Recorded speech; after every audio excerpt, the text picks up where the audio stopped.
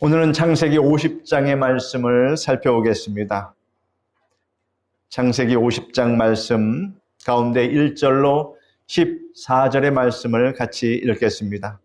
요셉이 그의 아버지 얼굴에 굽으려 울며 입맞추고 그 수종들은 의원에게 명하여 아버지의 몸을 향으로 처리하게 하며 의원이 이스라엘에게 그대로 하되 40일이 걸렸으니 향으로 처리하는 데는 이 날수가 걸림이며 애굽 사람들은 70일 동안 그를 위하여 곡하였더라.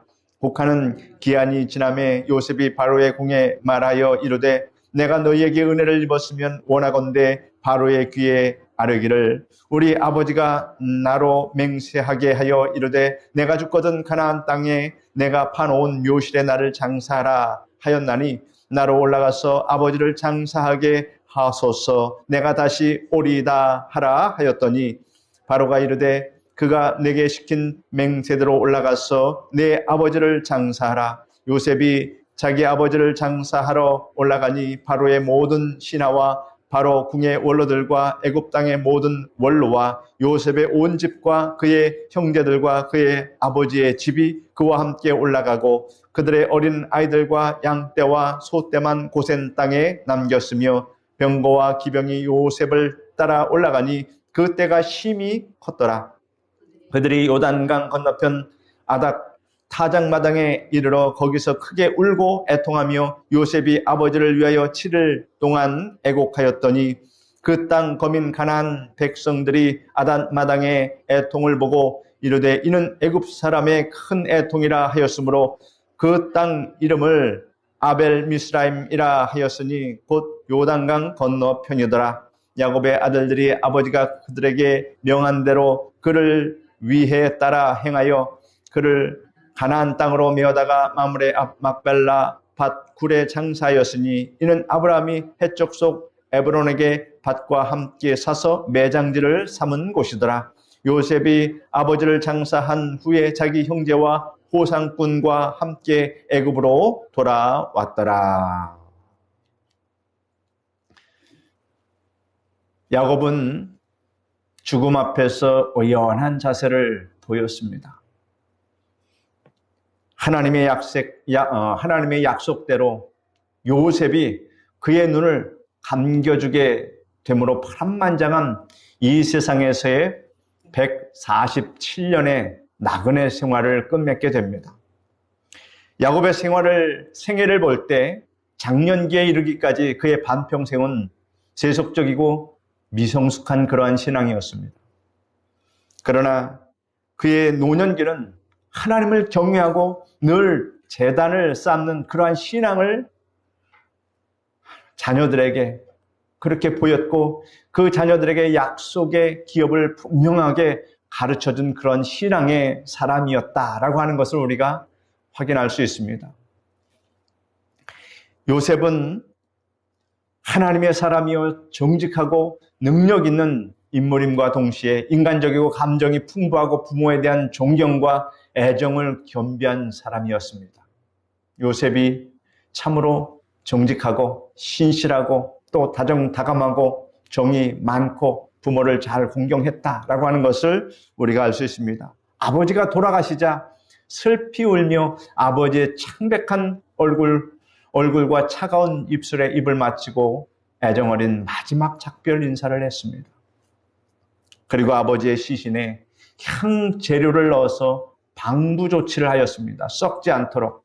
이것은 애굽의 의식을 따른다는 의미보다는 아버지의 유언대로 이제 가나안 땅으로 가기 위해서 장기간 그 시체가 부패하는 것을 막기 위한 조치였습니다. 사실 인간은 영혼이 떠나고 사흘이 지나면 육신은 부패하고 썩어지고 맙니다. 이 미라를 만드는데 40일이 걸렸습니다. 참으로 긴 세월이 걸렸습니다. 당시 애굽인들은 미라를 만드는 기술이 아주 발달이 되어 있습니다. 그래서 요셉과 애굽인들은 야곱을 위하여 70일간을 그렇게 애곡을 했습니다. 요셉은 바로 왕에게 아버지의 별세를 이야기하면서 아버지 유언대로 가나안에 장사하도록 허락을 받았습니다. 그리하여 장례식을 국장으로 크게 거행케 하였으며 요셉은 언제나 매사에 이렇게 지혜롭게 함으로 바로 왕에게 더욱 신임을 얻게 되었다는 것입니다. 자기 마음대로 그렇게 일을 처리한 것이 아니라 바로 왕에게 자세히 이야기를 하고 또 허락을 받고 이런 절차를 참 잘 지켰다. 그러니 탈이 없었고 문제가 발생하지 않았다라고 하는 것입니다. 그래서 야곱의 장례식을 완전 무결하게 이렇게 준비해서 거행했던 것입니다. 야곱의 시신은 애굽에서 가나안 땅으로 이제 옮겨지게 되었습니다. 이 발인식에는 많은 귀빈들이 참석을 했습니다. 보면은 요셉이 자기 아버지를 장사하러 올라가니 바로의 모든 신하와 바로 궁의 원로들과 애굽 땅의 모든 원로와 요셉의 온 집과 그의 형제들과 그의 아버지의 집이 그와 함께 올라가고 그들의 어린 아이들과 양떼와 소떼만 고센 땅에 남겼으며 병거와 기병이 요셉을 따라 올라가니 그 때가 심히 컸더라 이렇게 말하고 있습니다. 그 행렬은 참으로 장관이었을 것입니다.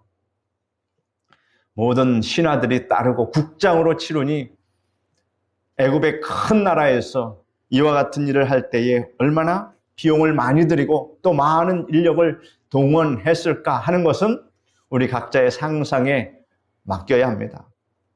10절에 보니까 그들이 요단강 건너편 아닥 타작마당에 이르러 거기서 크게 울고 애통하며 요셉이 아버지를 위하여 7일 동안 애곡하였다라고 기록을 하고 있습니다. 그들이 요단강 건너편으로 돌아갔다 이렇게 이야기를 합니다. 지도를 보면 애굽의 고센 땅에서 출발해서 그들이 행진을 했는데 먼저 그들이 헤브론 그 고향으로 갈 때 두 가지 길이 있습니다. 한 길은 이렇게 바로 직진해서 가는 길이 있고 또 한 길은 이렇게 요단강을 돌아서 요단강을 건너서 가는 그 길이 있었는데 그들이 어떤 길을 택했는가 하는 것을 우리가 잠시 보면 먼저 첫 번째 길은 이집트에서 시내 반도에서 또 블레셋 지역, 가나안 지역 바로 처음에 가르쳐준 바로 요단강을 건너지 않고 직진으로 가면 빠르죠. 그런데 이 길로 갔다 그런 얘기입니다. 이유가 뭘까요? 그것은 거기에 블레셋인들과 가나안 거민들이 애굽 사람들의 그 행렬을 환영하지 않았기 때문입니다. 그러니 그 위험이 있으니 길을 돌아갈 수밖에 없었다라고 하는 것입니다. 그래서 결국은 이렇게 우회 길로 모압과 에돔 땅을 건너서 요단강 동편으로 먼 길을 돌아서 요단강을 건너게 됩니다. 바로 이렇게 그래서 여기 아닥 타작마당 요 요단강 바로 건너기 전에 정확한 위치는 지금은 알 수 없지만 대략적으로 요단강을 건너기 전에 그 타작마당에서 거기서 또 애곡하고 울었다라고 하는 것을 성경은 이야기하고 있습니다.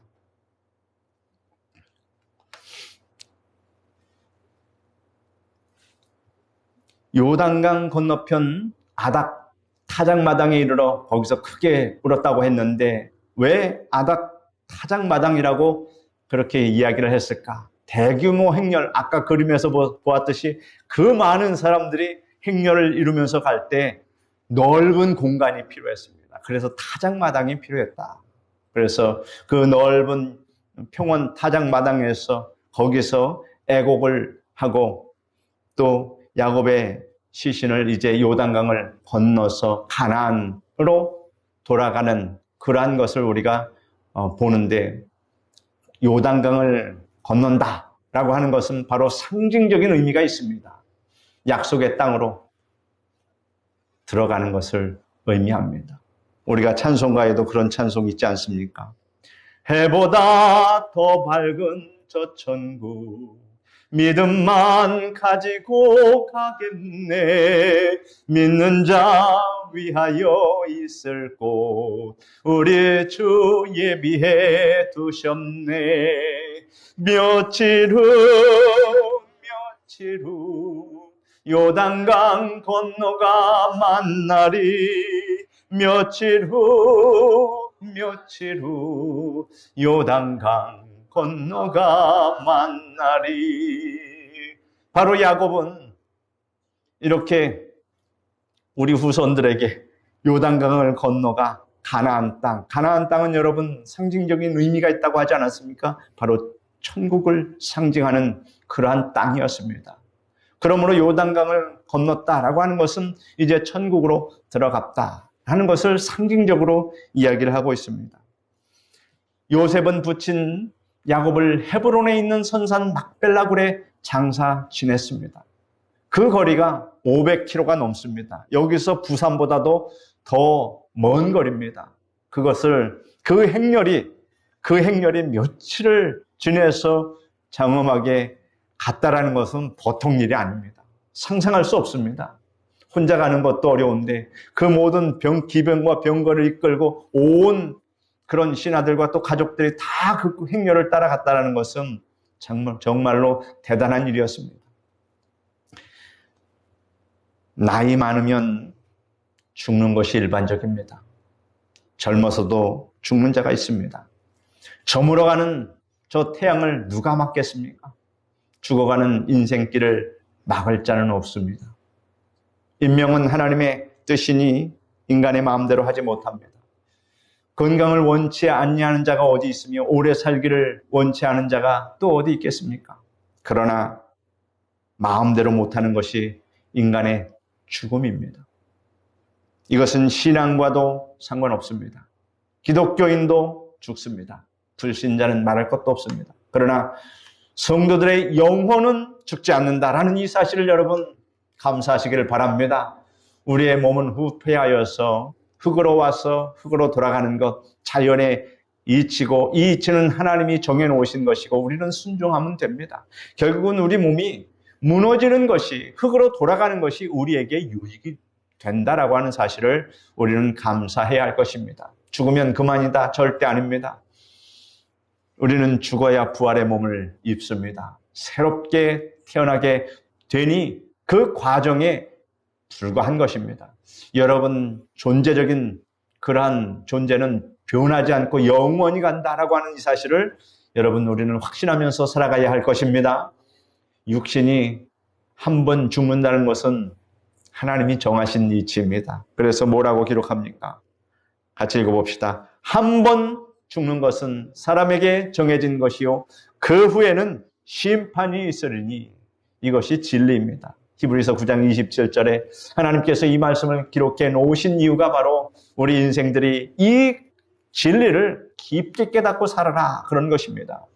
그 후에 심판이 있다라고 하는 것, 여러분은 상급 심판대에서 하나님께서 주시는 상급과 면류관을 받으심을 감사하시길 바랍니다. 따라서 하나님께서 이제 이 삶의 인생의 여정이 다 끝내서 오라 하시면 가야 합니다. 그 길을 누가 막을 자가 있겠습니까?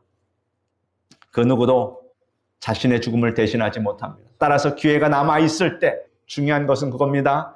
기회가 남아있을 때 보다 바른 신앙으로 살다가 천국에 들어가는 것이 가장 옳은 인생인 것을 여러분 아시기를 바랍니다. 15절로 26절 말씀 같이 읽겠습니다. 요셉의 형제들이 그들의 아버지가 죽었음을 보고 말하되 요셉이 혹시 우리를 미워하여 우리가 그에게 행한 모든 악을 다 갚지나 아니할까 하고 요셉에게 말을 전하여 이르되 당신의 아버지가 돌아가시기 전에 명령하여 이르시기를 너희는 이같이 요셉에게 이르라 내 형들이 내게 악을 행하였을지라도 이제 바라건대 그들의 허물과 죄를 용서하라 하셨나니 당신 아버지의 하나님의 종들인 우리 죄를 이제 용서하소서 하며 요셉이 그에게 하는 말을 들을 때 그들이 그에게 하는 말을 들을 때 울었더라. 그의 형들이 또 친히 와서 요셉의 앞에 엎드려 이르되 우리는 당신의 종들이니이다. 요셉이 그들에게 이르되 두려워하지 마소서. 내가 하나님을 대신하리이까. 당신들은 나를 해하려 하였으나 하나님은 그것을 선으로 바꾸사 오늘과 같이 많은 백성의 생명을 구원하게 하시려 하셨나니 당신들은 두려워하지 마소서. 내가 당신들과 당신들의 자녀를 기르리다 하고 그들을 강목한 말로 위로하였더라. 요셉이 그의 아버지의 가족과 함께 애굽에 거주하여 110세를 살며 에브라임의 자손 3대를 보았으며 므낫세의 아들 마길의 아들도 요셉의 스라에서 양육되었더라. 요셉이 그의 형제들에게 이르되 나는 죽을 것이나 하나님이 당신들을 돌보시고 당신들을 이 땅에서 인도하여 내사 아브라함과 이삭과 야곱에게 맹세하신 땅에 이르게 하시리라 하고 요셉이 또 이스라엘 자손에게 맹세시켜 이르기를 하나님이 반드시 당신들을 돌보시리니 당신들은 여기서 내 해골을 메고 올라가겠다 하라 하였더라. 요셉이 110세의 죽음에 그들이 그의 몸에 향 재료를 넣고 애굽에서 입관하였더라. 함으로 창세기 50장이 끝났습니다. 창세기 50장의 마지막 말씀은 무엇입니까? 요셉이 110세에 죽으며 그들이 그의 몸에 향재료를 넣고 애굽에서 입관하였더라. 관에 넣었다라고 하는 것, 요셉의 죽음으로 창세기 50장 대단원이 막을 내립니다. 창세기에 나오는 인물 중에 요셉과 같이 우리에게 존경을 모으는 그러한 인물은 없습니다. 아브라함, 이삭, 야곱, 모세, 다윗 등과 비교해봐도 요셉과 같은 자는 없습니다.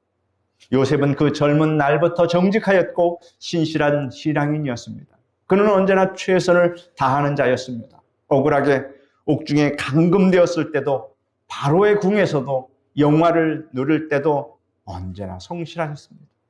청춘의 황홀한 유혹의 때에도 권력을 한 손에 잡을 때에도 변하지 않았습니다. 마찬가지였습니다. 이런 사람이 진짜 훌륭한 사람입니다. 늘 초심을 잃지 않고 끝까지 자기의 본분을 지키는 사람. 그 형제들에게 보복할 수 있는 절호의 기회에도 그는 관대하고 자비로웠다 하는 것을 우리는 깊게 한번 생각해 볼 필요가 있습니다. 그 아비 야곱이 세상을 떠나 장례를 치른 후 어느 날 형제들이 요셉의 발 앞에 엎드려 전날의 잘못을 자백하며 용서와 궁유를 구할 때 요셉이 뭐라고 말합니까? 두려워하지 마소서. 내가 하나님을 대신하리이까.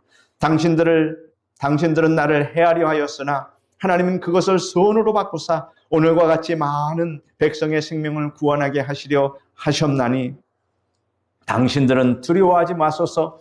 내가 당신들과 당신들의 자녀를 기르리이다.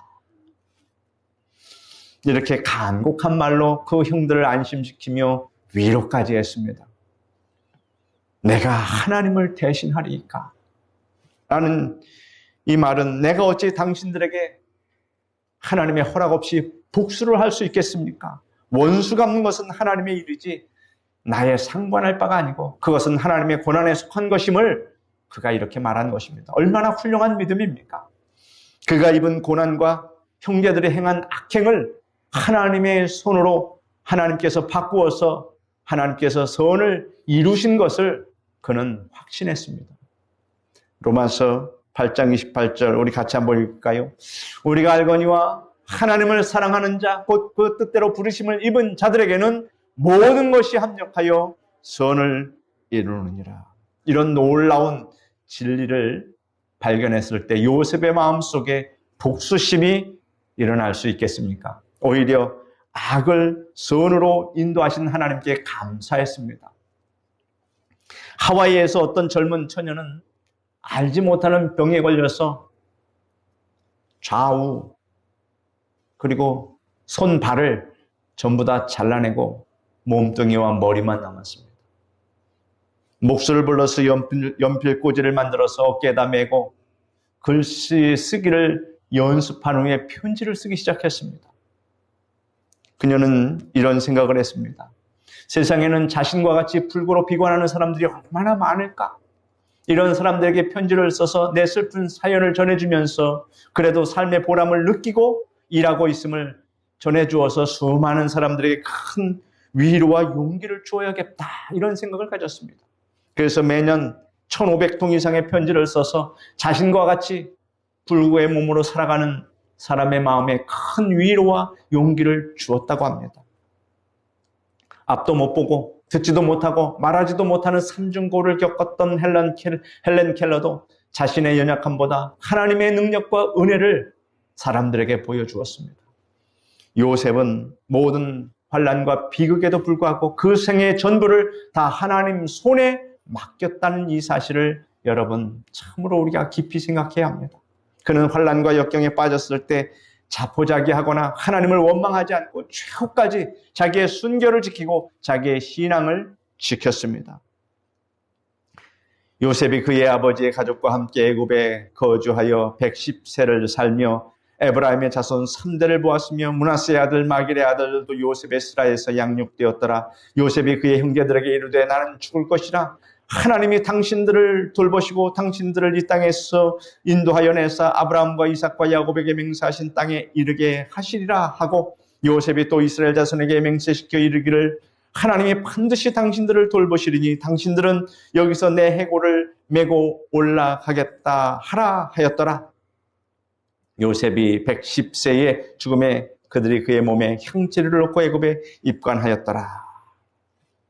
그가 이렇게 성실하게 살았기 때문에 하나님께서 그의 후손들에게도 3대까지 그들의 흉통한 모습을 보게 하지 않았습니까? 이것이 성경에서 우리에게 주시는 귀한 메시지가 됩니다. 출애굽기 13장 9절에 모세가 요셉의 유고를 가졌으니 이는 요셉이 이스라엘 자손으로 단단히 맹세하게 하여 이르기를 하나님이 반드시 너희를 돌보시리니 너희는 내 해골을 여기서 가지고 나가라 하였음이었더라. 누가 요셉의 해골을 가지고 나갔습니까? 바로 이스라엘 백성들이 출애굽할 때 모세가 이 요셉의 유언대로 이를 지켜 행했다라고 하는 이 사실을 우리는 꼭 기억을 해야 합니다. 얼마나 은혜롭습니까? 하나님을 신실하게 섬겼던 요셉은 복을 받았으며 그의 후손들도 환난을 면하고 복을 받았습니다. 이것이 우리 인생들에게 주시는 참으로 귀한 은혜의 말씀입니다. 우리 다 같이 읽어보겠습니다. 나를 사랑하고 내 계명을 지키는 자에게는 천대까지 은혜를 베푸느니라. 이 귀한 말씀이 바로 여러분의 인생에 다 적용되는 그러한 말씀이 되기를 축원드립니다. 기도하겠습니다. 거룩하신 하나님 감사합니다. 하나님의 약속의 말씀대로 살면 우리가 하나님께서 약속해 주신 그러한 복을 누리게 됨을 또한 이렇게 깨닫게 해주시니 감사합니다. 요셉의 일생을, 야곱의 일생을 우리가 살펴보면서 하나님께서는 우리 인생들에게 어떠한 원리로 인도하시고 역사하여 주시는지 깨닫게 하여 주시니 감사합니다. 이 말씀에서 우리가 벗어나지 않고 이 말씀이 주는 교훈을 우리 일평생 간직하며 살아갈 수 있도록 아버지 도와주시옵소서. 예수님의 이름으로 기도드립니다. 아멘.